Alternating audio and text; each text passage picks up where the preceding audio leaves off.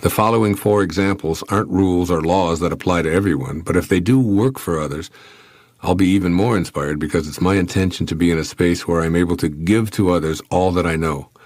I also offer these ideas with a constant reminder that when one listens to Spirit, all things are possible. And even though I'm offering them in a numbered sequence, they certainly don't conform to any linear arrangement. 1. Alignment of feelings. When I feel good, or God, I'm aligned with Spirit. As I tell my children, we must rely on how we feel to determine our state of health, rather than seeking our answers in a medical printout full of numbers. Feeling energized, content, excited, and happy are better indicators of our health and well-being than having our bodily functions assessed by a distant laboratory. A positive, honest response to the question, does this or will this make me feel good, tells us immediately if we're aligned with our creative source or not. 2. Alignments with nature. Everything in nature is in spirit. It isn't spoiled by ego, nor can it ever be. So when nature speaks to us, we should listen intently. When a wild bird touches us, for instance, or a fish brushes by when we're swimming in the ocean or a lake, I believe that it's a direct communication from our source of being. Since these creations of God instinctively keep their distance, when they depart from their DNA patterns to actually contact us physically, I think we should pay attention. So be aware of episodes in nature that arouse spirit and kindle an inner spark of awe and admiration for you. You don't have to discuss it with another being. If it has meaning for you, it's valid.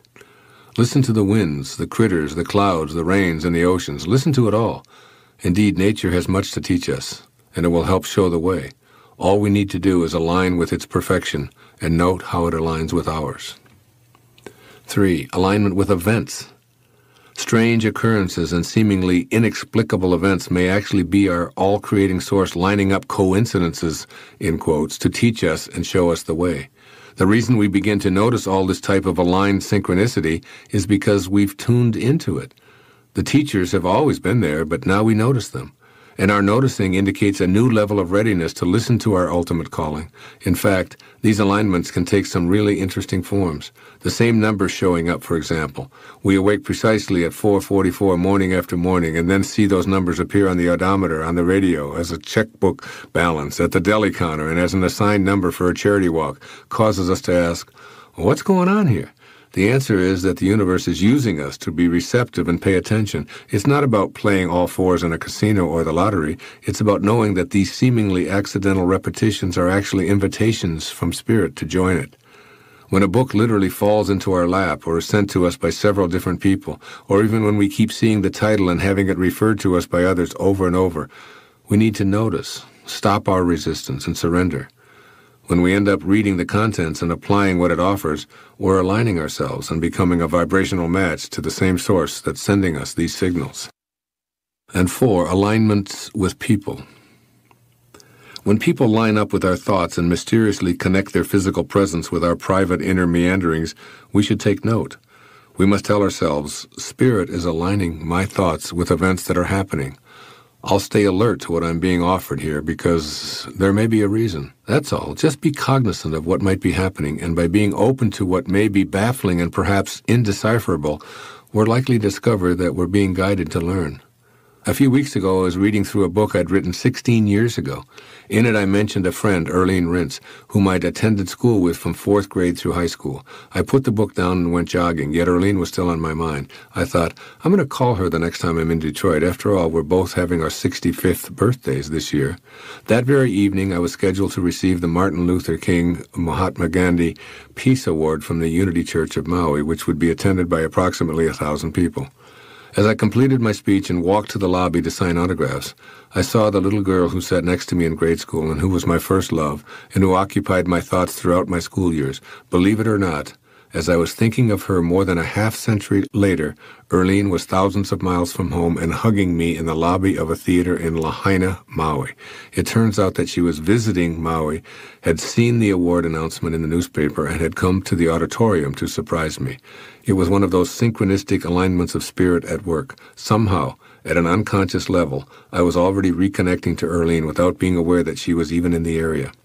Noticing the same folks showing up in different settings, running into people we haven't seen in a while after we've just heard their names mentioned, and repeatedly seeing an individual's name in magazines, on television, or in a local bookstore are all synchronistic alignments. Spirit is lining up these sequential happenings for a reason. We just need to be open to learning the reason, and it most likely will be revealed. Perhaps it will be a dream or a sudden instant of eureka, or maybe it will become clearer when simply allowed. No matter how the message comes, we'll look back on it with a renewed insight and the benefit of no longer being closed-minded about such possibilities. What I know for certain within my very core is that there's no separation between us and all that we encounter in the universe. I hope it is as obvious to you as it is to me that the collective ego will benefit when we transcend our individual egos. You, as a single individual, have a sacred quest. That quest involves coming to your higher spiritual nature and inviting it to show you the way of the sacred self in your daily life. This means denying the demands of your ego if those demands contradict the guidance of your higher self. Our world is a collection of individuals urged on by the loving presence within all of us to achieve the sacred quest personally and collectively. The world will become a peaceful, fulfilled, cooperative, loving, truthful, tolerant, and pure environment as the individual parts that make up the collective consciousness restrain their egos. As is the microcosm, so is the macrocosm. The whole behaves precisely as does its individual parts. Many people I speak to tell me that they feel powerless to affect the global community. They believe that, given the scope of the world's problems, their efforts are so infinitesimal as to be insignificant. They simply are not seeing that it is precisely through a change in individual consciousness that the world will be transformed. All of the problems that we face as a group reflect those we have individually. The world is encountering a spiritual deficit that reflects our need to consciously get on the path of our sacred quest. The solution to individual and global problems is to overcome the spiritual deficit. When you make the shift in consciousness, allowing yourself to be an agent of heightened awareness, you are contributing to the transformation of our world. You are not separate from the other souls on this planet. You share the identical energy that embodies the souls of Rwanda and Pakistan, for example. You are the lamp, and God is the electricity. It flows through you as surely as it flows through all living things. When you make the decision to choose the guidance of your higher self over your false self, you have plugged into the divine inner energy. When you run your life based on the principles of the higher self, you are contributing to the transformation of the entire world. You must strengthen your will to choose the sacred path when your ego calls you a fool for believing there could ever be a world without war. If your ego can convince you, you will become part of the collective ego's falseness. Individuals who choose ego propaganda are individuals who will build more bombs and manufacture more weapons. Currently, there are some 6 billion people on the planet. About 3 million are at war or in skirmishes that cause them to kill and torture each other. But that means that there are 5,997,000,000 who are not at war.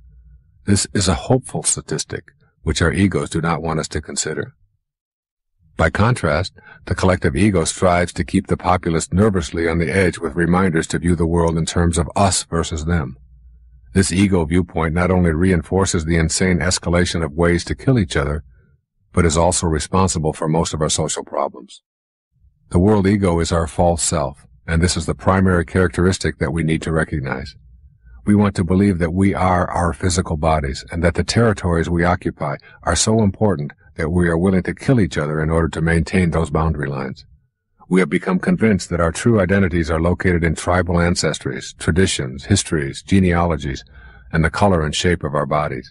We have lost sight of our authentic identities because of the labels that our egos have assigned to us. Our egos have coalesced into a worldwide false perception of ourselves based on an unwillingness to know our true spiritual nature. Although all of our spiritual leaders have reminded us of our divinity and implored and even commanded us to love one another, the world ego has won this battle and produced ancient enmities and uncountable horrors in the long history of humanity. As you travel the path of your sacred quest, you will help to dispel the absurdity of specialness that the ego so assiduously promotes. You will see an end to this kind of thinking in your life and on a worldwide scale as well. The higher part of ourselves that I have talked about on this tape reacts to a vision that is infinite. This is assuredly not the vision of the ego. The ego is just as cowardly on a collective scale as it is on an individual basis. The world ego is frightened of a mass appeal to overcome our spiritual deficit. When people face inward and embrace a more loving perspective, the power of the sacred self will create change not only in the community but in the entire world as well. The world ego will do all that it can to prevent this kind of inner approach. It will ridicule those who promote meditation, peaceful demonstrations, and the love of God as a way out of the morass of social evils. It is just as true on the collective level as it is on the individual plane. The higher self urges you to simplify and to avoid contributing to anything that hurts others or increases the separation from your spiritual source. When Madame Blavatsky talked about who the leaders of the spiritual revolution would be, she said that these leaders will be ordinary people, regular, everyday folks, school teachers, musicians, artists, cab drivers, regular folks. And these people will speak out with a voice, and this voice will be heard, and then the bureaucracies will fall in line and begin to reflect what it is that this consciousness is instituting in our people. And if you look at the people who have been instrumental in changing consciousness in the last 25 years, you look at the people whose programs you listen to through Nightingale Congress and ask what are their backgrounds. You find out that they're salesmen. Marianne Williamson was a singer, a nightclub singer. Louise Hay was a dancer. Dennis Waitley was a salesman. Zig Ziglar was a preacher. People who just did everyday, regular things. I was a school teacher. And somehow there's a power, there's a pressure, there's something that has come and put us in a position of just talking about this kind of shift, this kind of consciousness. If you want to experience prosperity at a miraculous level, you must leave behind your old ways of thinking and develop a new way of imagining what is possible for you to experience in your life. Take an inner inventory and see if the following statements are a part of your consciousness. There's just not enough to go around. You have to get yours or someone else will grab it before you. There are only so many fish in the sea. You never know if opportunity will knock.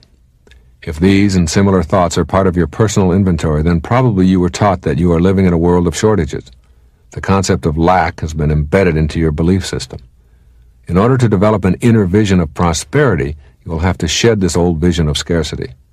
The following 5 essentials of a prosperity consciousness can help you to make this shift. 1. You don't need anything else to experience prosperity. Prosperity is first and foremost a mind game. You must know that you have all that you need right now. You are lacking nothing to gain prosperity for yourself. You are led to believe that the material things are reality and are providing you with what you need, while in fact they are only more matter which is made up of more invisible space. What you need, you already have, and when you know it, go within and create it in your mind. The divine sustenance you seek in the form of material things or money will be manifested in whatever amounts needed. You must develop this new inner sense and trust in the magic of believing. Trust in the power of your mind, in the knowing I have been talking about, in that divine guidance that is readily available to you. 2. You cannot create prosperity if you believe in lacks. When you have mastered the ability to become a spiritual being as outlined in the first part of this tape, you will understand that you lack absolutely nothing. All that you need for your life is already here. When you say to yourself, I don't have enough education, talent, or strength to experience prosperity, you are operating in your mental world from a position of lack. What you have become accustomed to is called deficiency motivation. That is, you assess all of the things that are missing or deficient in your life, and then you set up a plan to repair all of those deficiencies. Thus, you set your goals and go to work at becoming prosperous. But this is a gigantic trap. You will always be suffering from a disease I call more.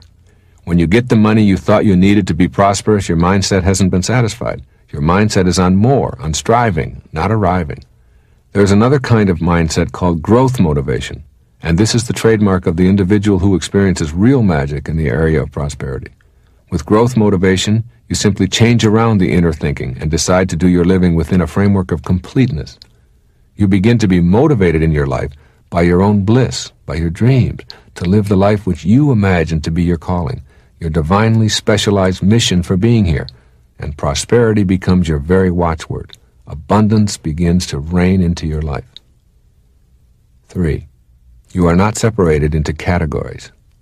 To truly know prosperity, you must learn to stop dividing yourself up and separating yourself from your prosperity.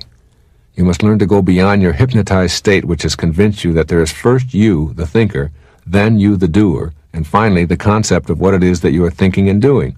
All of this is actually one and the same.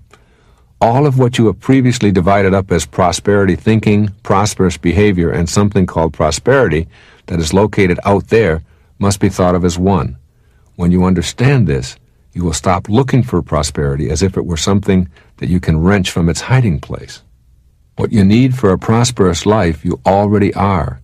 It is all you. There are no boundaries. Now take this awareness and implant it in your consciousness. You are not going to find prosperity. It will flow into your life only when you grasp this notion of your singularity. 4. You cannot experience prosperity if you believe that you don't deserve it. If you believe that you are undeserving of prosperity, that is the thought upon which you will conduct your life. Surrender the idea that you are inferior. You are neither superior nor inferior. You simply are, and what you are deserves prosperity. Once again, you have to undo the hypnotized state that led you to this kind of an attitude. It began in your schooling, and it continues today. It is a vulgar, obscene system that creates large numbers of people who know no other way to assess their own value other than in comparison to others, and in so doing, it creates many who simply begin to think that they are not deserving of prosperity in any sense of the word. When you stop buying into that model, you can see that you are just as deserving of prosperity as anyone else on this planet. 5. Rejoice in the prosperity of others. When you feel contemptuous toward the accomplishments or lifestyles of others, or even a twinge of jealousy, you are harboring negativity where love must reside. When you have only love within you, that is all you will have to give away. You cannot be fulfilled and envious at the same time. Foster an inner belief that anyone who has achieved prosperity is entitled to it, and that their success is not a reason for you to feel inadequate or wanting. Have a quiet acceptance of what is, send it love, and then get on with the business of creating a full, prosperous, loving life for yourself. The manner of how and when it is desired shows up is something that you must not try to control. Manifesting is not about making demands of God in the universe. Manifesting is a cooperative venture in which your intention is aligned with divine intelligence. That intelligence is in all things and in you simultaneously. Demanding that God send your desire according to your timetable and design reinforces the incorrect idea of God as a separate energy. There's a power of infinite patience. This provocative line is from A Course in Miracles. Those who are certain of the outcome can afford to wait and without anxiety. The notions of certainty and patience go together. When you trust and know that you are connected to that universal all-providing intelligence, then you simply place no time constraints on your manifestation. Your knowing and your infinite patience put you at ease. Your inner sense is that what you want to manifest is already here, and your inner attention is on the feeling of well-being that you are already blessed with what you seek. The inner bliss is a function of the power of your infinite patience. When you are certain about the outcome and unconcerned with the how and when, you have cultivated the power of infinite patience, and simultaneously you have detached yourself from the outcome. When this detachment takes place, you are able to go about your daily business of raising your children, doing your work or training, meditating and communing with God, and just patiently observing. Infinite patience is a sign of trust, and it calls upon infinite love to produce results in your life. When you let go of impatience, you are aligned with the God force, and the anxiety that tells you what is lacking and missing in your life is gone. You will know that God has been patient with you no matter how long it took you to come around, regardless of how far you may have wandered, and no matter how much you may have refused to listen. Infinite patience produces almost immediate results in your life. You become free when you relax your insistence to have it now. As an infinitely patient person, you know that you are already where you want to be, and there are no accidents, and that all that appears to be missing is nothing more than an illusion perpetrated by your ego. With this awareness, impatience leaves, and you stop looking for results of your manifesting meditation. Your patience allows you to remain in silent appreciation of all that is manifested in your life. This practice of patient detachment from outcome is a foreign concept to us. We have been taught that goals, success symbols, and the accumulation of merit badges are the ways to feel important. What follows is a guide for living with the seeming paradox of attempting to manifest something into your life and at the same time not being attached to when and how it shows up. So here's a step-by-step plan for putting patient detachment into your manifesting practice. First, understand the essence of what you desire. What you desire is not necessarily in the realm of things. If you want to manifest money, for example, notice if your attention is centered on the dollars or on the experience and feeling of financial security. The experience is the essence of your desire. By putting your attention on inner feelings, you shift from being gratified by externals. The essence of your desire is a feeling of well-being and joy and an alignment with the universal spirit. You may feel that you truly want to manifest more income and a promotion. Detach yourself from the in-the-world promotion and increase in pay. Put your manifesting energy on the essence. You're wanting to feel more secure and less stress. You will probably begin to see things arriving in your life that reduce your anxiety. They may seem to have very little to do with what you originally thought you wanted. And then secondly, banish doubt and enter into the realm of certainty. When you've removed doubt about your ability to manifest, it will be easy to detach yourself from the outcomes and all of the details. Your trust in yourself and in the divine energy of the universe is all you will need. Then third, leave your expectations and go about your business. Maintain your work and play regime with a new sense of peace originating in your inner knowing about what is manifesting for you.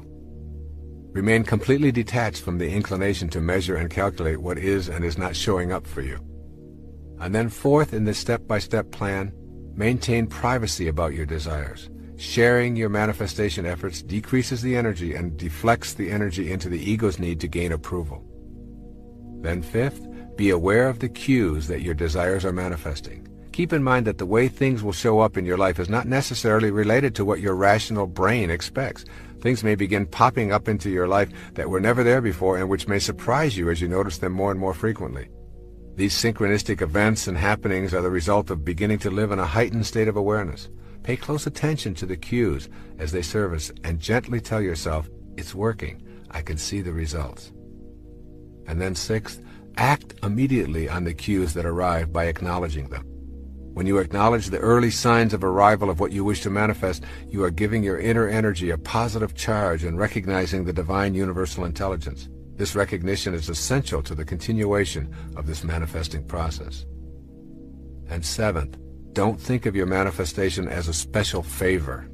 To see manifestation as a favor is to begin the process of bargaining with God and believing in your separateness from all other living things.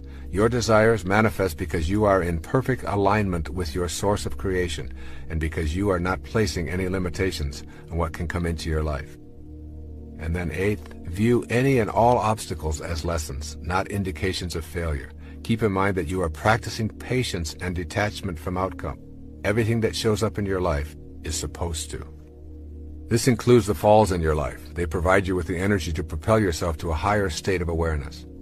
And then ninth, release all judgment from your manifesting practice. This requires you to be willing to suspend your inclination to judge that which shows up in your life as right or wrong, good or bad, attractive or unattractive.